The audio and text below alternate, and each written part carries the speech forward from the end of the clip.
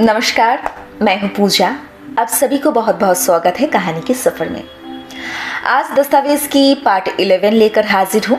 आज दस्तावेज़ में कुछ जानकारी आप लोगों के लिए नहीं है, क्योंकि आज की जो चिट्ठी है ये आप लोग समझ पाएंगे। लेकिन एक बात कहूँगी, ये उस वक्त की चिट्ठी है जब अमृता जी बाहर हैं, काम कर रहे हैं, कविता सम्मेलन में हैं, बहुत सारे देश घूम रहे हैं, और उसी वक्त इमरोज़ जी घर में हैं, दोनों बेटी को संभाल रहे हैं, अपना काम कर रहे हैं। ये एक बहुत खूबसूरत मैसेज है हम सब के लिए। और क्या बोलूँ, चलिए आज की दस्तावेज़ की पार्ट 11 शुरू करते हैं। दस्तावेज़ कला जो जिंदगी बनना चाहती है।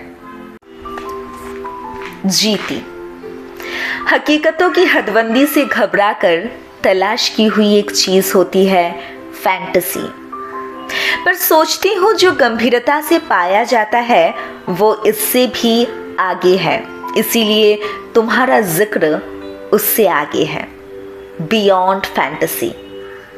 हेनरी मिलर के शब्दों में 8:30 एक दिन खत्म हो जाएंगे, पर आर्टिस्ट जरूर रहेंगे, और जिंदगी 1-8 नहीं होगी, 8 होगी।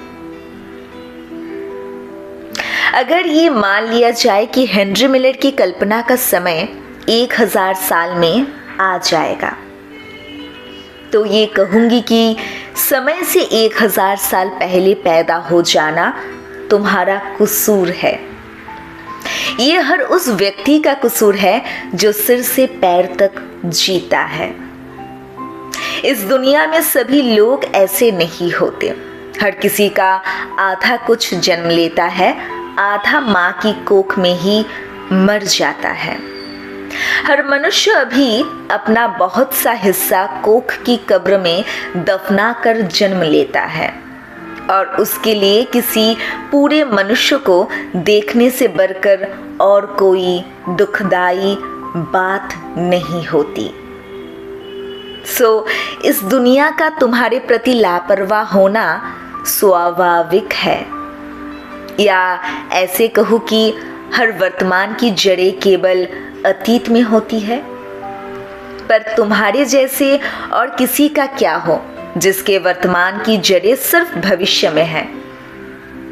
अगर 1000 साल बाद छपने वाले किसी अखबार की कॉपी मैं आज बाजार में खरीद सकूं, तो मेरा यकीन है कि मैं उसमें तुम्हारे कमरे में बंद पड़ी हुई तुम्हारी कला कीर्तियों का विवरण पढ़ सकती हूँ।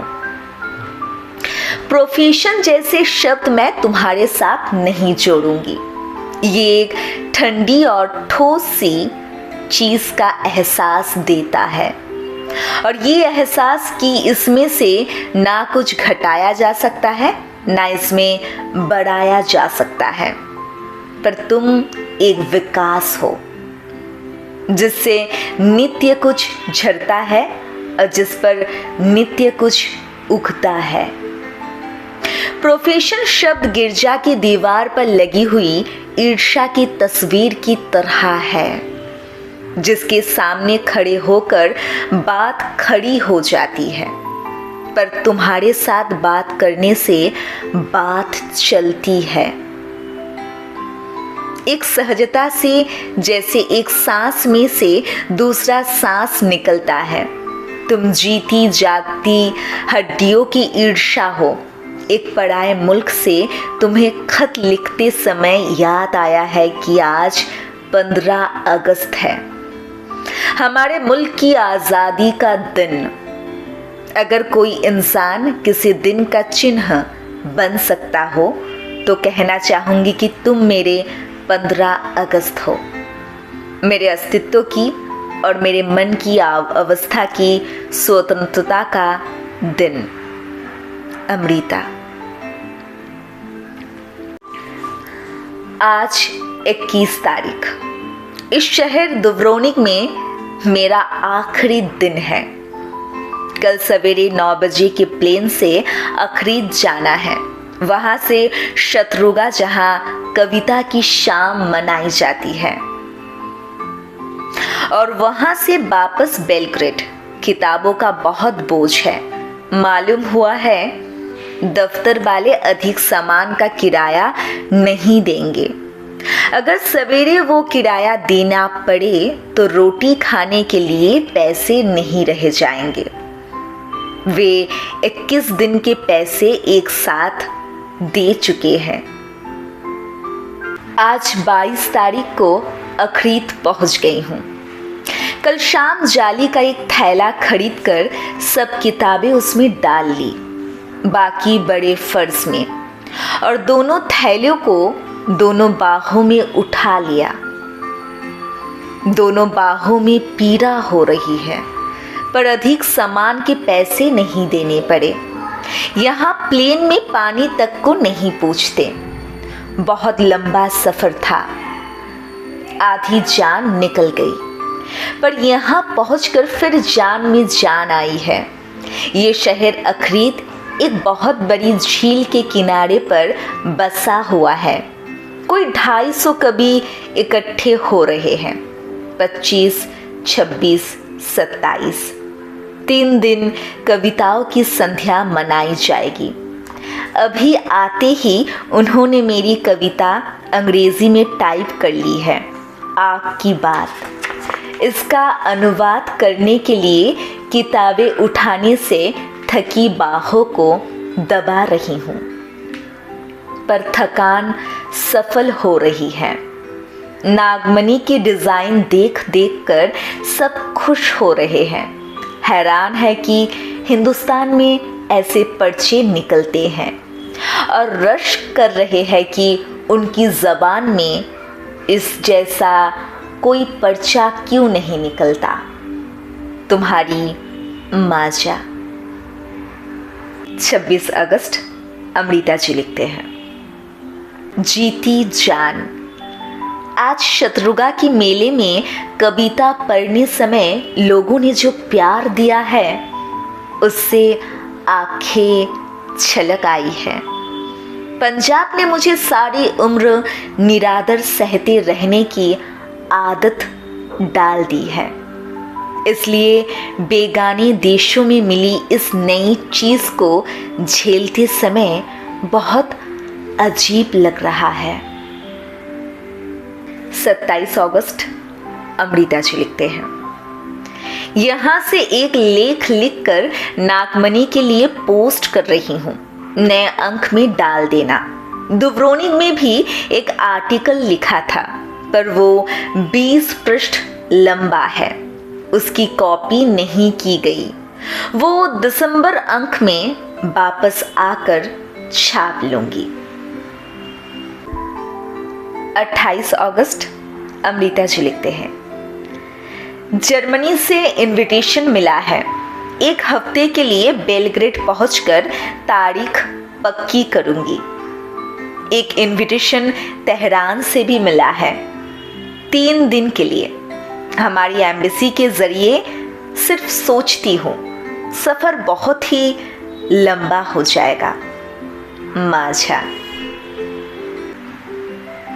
31 अगस्त 1967।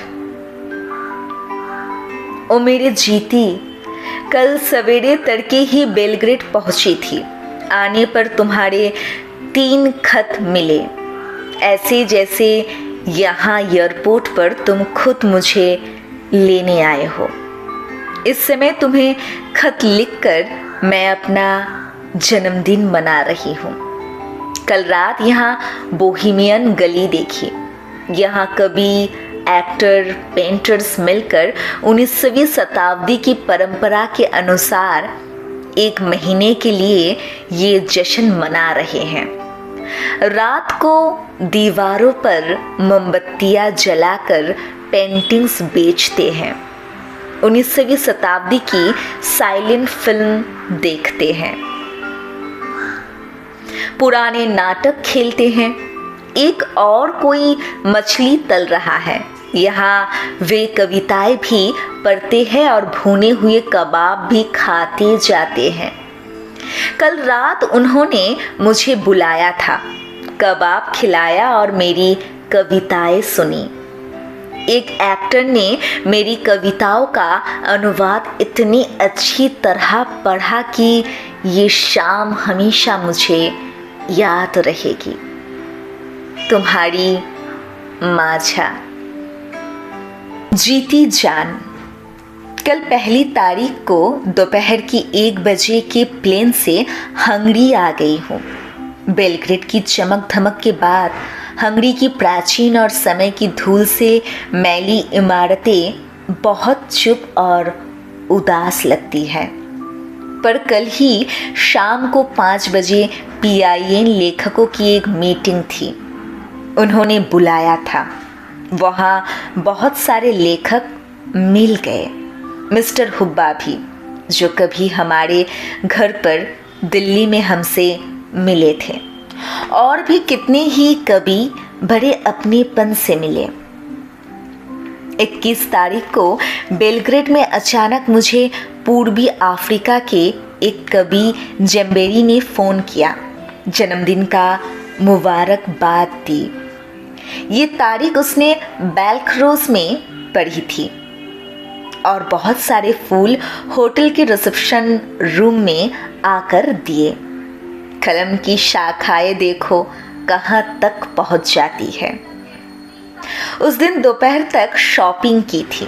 तुम्हारे लिए एक ट्रांजिस्टर और युगोस्लाव कढ़ाई की नेशनल कमीज खरीदी। शैली के लिए कुछ रिकॉर्ड और कंदला के लिए एक जिन और एक नेशनल कढ़ाई का जिन टप। यहाँ अजीब कीमतें हैं। ट्रांजिस्टर बहुत सस्ते हैं, कमीज से सस्ते। दोपहर से लेकर रात तक बेलग्रेड से कोई 125 किलोमीटर दूर उस शहर गई थी जहाँ 1944 में जर्मन फौज ने शहर का एक एक जीप पूरे 7,000 एक ही दिन में कत्ल कर दिया था। खून की कथा, कविता जो हमने नागमणि में छपी थी, इसी शहर के बच्चे के बारे में है। मरे हुए बच्चों की याद में यहाँ पत्थर के 2 मरोड़े हुए पंख बनाए हुए हैं, बच्चों की टूटी हुई उड़ान के प्रतीक। ये लगभग 18 गज चौड़े और धरती से 10 गज ऊंचे हवा में खड़े हैं। पत्थरों पर बच्चों के छोटे छोटे चेहरे अंकित हैं। संग्रहालय में उनकी कुछ कॉपियां संभाल कर रखी हुई है, जिन पर ज्यामिति के प्रश्न हल किए हुए हैं और बच्चों के नाम लिखे हुए हैं। दरागी कक्षा 7, शीलिया कक्षा 6। 7,000 मृतकों के प्रतीक के रूप में 2 सफ़ेद बूत बनाए गए हैं, एक मर्द का, एक औरत का। ये मूर्तिकला के अत्यंत सुंदर नमूने हैं। पत्थरों में पीड़ा रेखांकित की हुई मैंने कभी ऐसी नहीं देखी थी। युगोस्लाविया की मूर्तिकला बहुत एडवांस लगती है। कल सवेरे आने से पहले बेलग्रेड का संग्रहालय भी देखा था, पिकासो की पेंटिंग्स की नुमाइश भी, मैक्सिकन आर्ट की नुमाइश भी इन दिनों वहाँ हो रही है, वो भी देखी। ये आर्ट मनुष्यों और जानवरों के आकार को अजीब तरह से मिलाकर पेश करती है।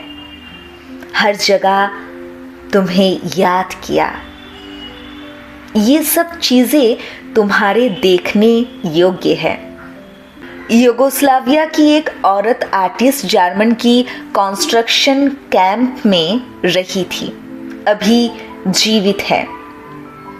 उससे मैं मिल नहीं सकी, वक्त नहीं था, पर उसके बनाए हुए बूत देखे। लोहे और पत्थर में बनाई हुई उसकी सेल्फ पोर्ट्रेट भी दर्द की लोहे में उतारी हुई तस्वीर। युगोस्लाविया के लोग उस शहर के जहाँ जर्मनों ने 7,000 लोग मारे थे। मुझे 21 अक्टूबर को फिर बुला रहे हैं, एक हफ्ते के लिए, और वो कविता पढ़ने के लिए जो मैंने नागमणि में छपी थी, खून की कथा का अनुवाद। पर लौट कर जाना बहुत कठिन है। खैर, देखूंगी। माझा, 23 अगस्त 1967। इमरोज जी लिखते हैं, माझा, इन 3 महीनों के लिए घर की जिम्मेदारियां हमारे ऊपर छोड़ दो। ये 3 महीने अमृता के साथ अमृता के हैं, जो सिर्फ लेखक है और सारी की सारी लेखक। भोपी वैसी की वैसी है, प्यारी प्यारी। भोपी के इस अंकल में मम्मी जमा हो गई है। ये जमा का एहसास बड़ा ही नया और पहला अनुभव है। जीती की तरह मैं दिन भर काम करता हूँ और तुम्हारी तरह दिन भर घर पर रहता हूँ। घर के लिए और अपनी दोनों बेटियों के लिए मेरा हर खत तुम्हारे नाम एक टोस्ट होगा। जीती। 31 अगस्त 1967। इमरोज जी लिखते हैं, अमृता जब हंगरी में थी उसके जन्मदिन पर लिखा गया खत।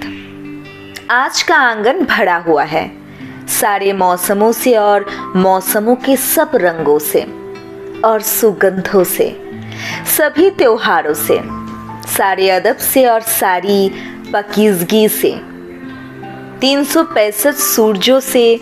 मैं आधी सदी के सारे सूरजों को लेकर आज को 31 अगस्त को तुम्हारे अस्तित्व को टोस्ट दे रहा हूँ, सदी के आने वाले सारे सूरजों का। जीती। खत्म हुई आज की एपिसोड। अगर आप लोगों को अच्छा लगे तो लाइक, कमेंट, शेयर और खोज को ज़रूर सब्सक्राइब कर दीजिएगा।